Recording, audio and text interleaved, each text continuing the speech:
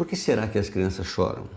O que será que acontece com os bebês que muitas vezes deixam os pais desesperados, porque choram a noite inteira, choram sem parar, a mãe fica sem saber o que fazer, põe no peito, acha que tem fome, aí vem uma vovó, vem uma pessoa, isso é fome, dá mamadeira, começa o desmame. É preciso saber que os bebês nascem e eles saem de um lugar intraútero onde eles estavam boiando no líquido, quase que sem peso, quentinhos, apertados, bem justinhos dentro desse útero, numa posição de conforto. Quando eles nascem, eles saem para o meio ambiente, eles se sentem às vezes um pouco inseguros, as mudanças de luz, de ruídos, de barulhos, as pessoas falando, eles perdem o contato com o corpo da mãe, isso gera geralmente muita ansiedade. É preciso ter um pouquinho de paciência e calma quando a gente tem um bebê que está exigindo muito e muita atenção. A primeira coisa a fazer é ter em mente um checklist, ou seja, pontos que devem ser observados para a gente descontar e entender e ir descartando causas de choro. Primeiro checklist, o bebê chora porque quer mamar, porque está com fome, porque esvazia a barriguinha dele, o estômago dele cada 2, 3 horas, ele quer mamar. Pegar no colo, acalentar, não deixe o bebê ficar chorando.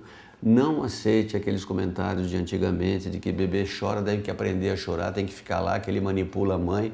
Porque bebê que não é atendido quando chora, que é a forma dele se comunicar, ele entra em depressão, ele percebe que ele não é querido, ele não está sendo atendido. Ele precisa ter o contato físico com o corpo da mãe, ir para o peito, ficar junto.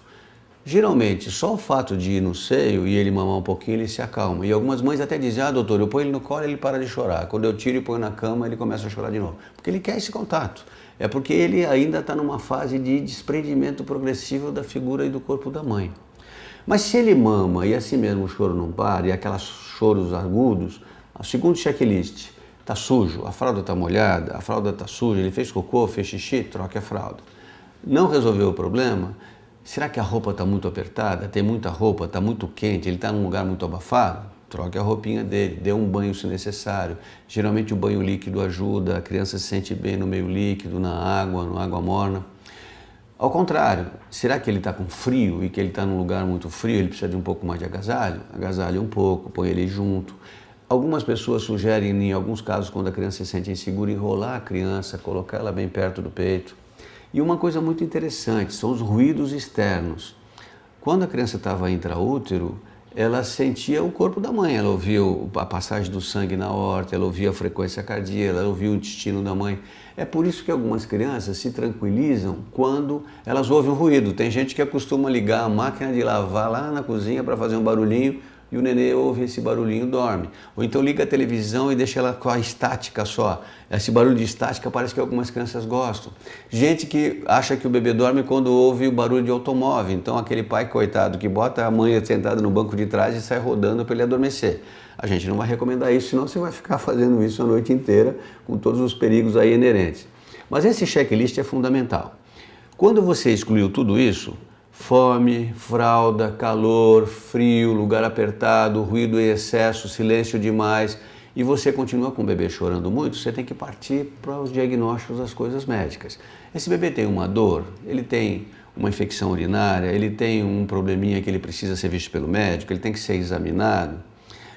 O que está acontecendo? Está resfriado? Está com o narizinho entupido? Tem uma dorzinha de ouvido? O que está ocorrendo? O médico tem que ver. Mas o mais importante é saber que a maior parte das crianças, nos primeiros meses de vida, tem uma tendência a chorar bastante. Isso não é uma generalização. Existem alguns bebês que têm uma personalidade que são muito mais tranquilas.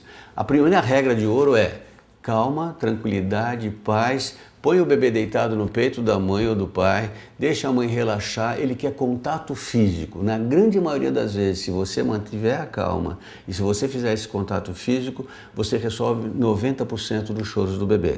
Claro que se isso não for suficiente, mande uma mensagem para a gente que a gente vai orientando você para cada ponto que for necessário falar sobre isso. Um grande abraço.